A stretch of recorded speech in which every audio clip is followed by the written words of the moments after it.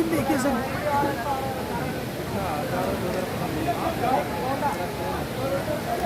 ये वीडियो ऐसा बनाइए सर, एक बार भेजिए आप अपना हाथी को, दिलिया जी को, दिलिया जी सर को।